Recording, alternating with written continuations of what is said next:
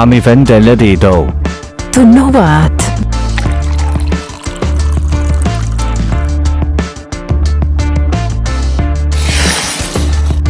এই কার্টুনটা আমি নিলাম।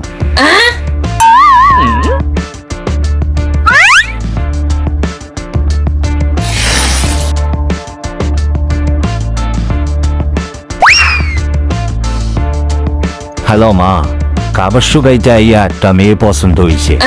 ওই মেয়েও মনে হয় আমার পছন্দ করে। এবার মনে হয় নাতি নাতির মুখ দেখতে পারবা। টাকা ব্যাগ সব কিছু আমার দিয়ে দিতেছে। আমি মায়াটারে পদাইয়া বাড়িতে নিয়ে আইতেছি। পরে কথা কমানে যাইবা আমার সাথে? যাবার জন্যই তো বস্তার ভিতরে ঢুকছি। চলো তাহলে। আমারে কোলে করে নিতেই হবে।